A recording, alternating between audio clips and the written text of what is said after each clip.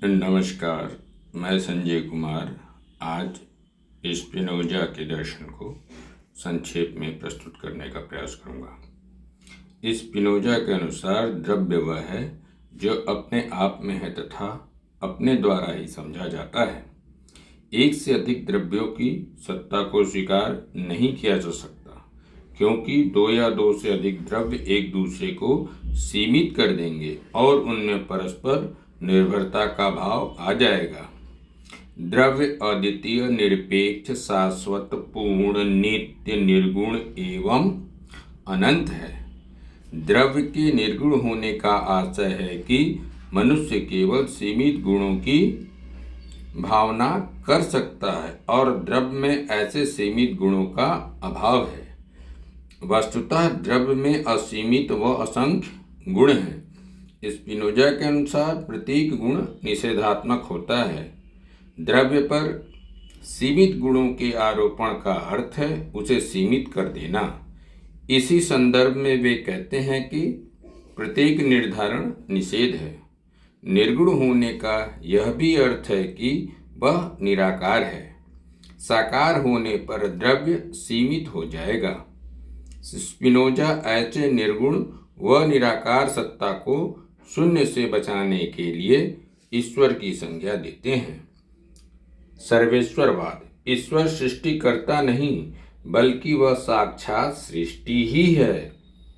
जिस प्रकार वर्ग, वृत्त, त्रिभुज आदि का आधार दिक् है, उसी प्रकार विश्व की समस्त वस्तुओं का आधार ईश्वर है। स्पिनोजा स्पष्ट कहते हैं ईश्वर ही विश्व है और विश्व ही ईश्वर है।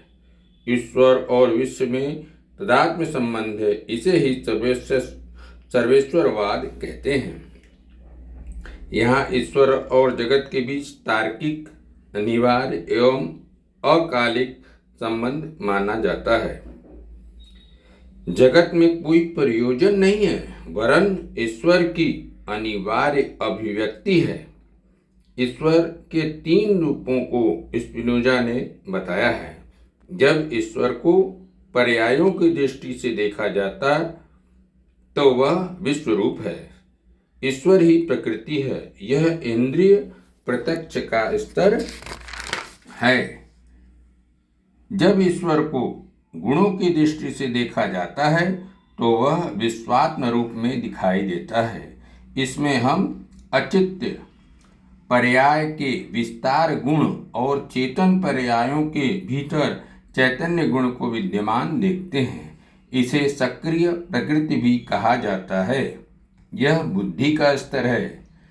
जब ईश्वर को विशुद्ध द्रव्य की दृष्टि से देखते हैं तो वह पर रूप में दिखाई देता है। यह अभेद के रूप में दिखाई देता है। यह निर्विकल्प अनुभूति का स्तर है।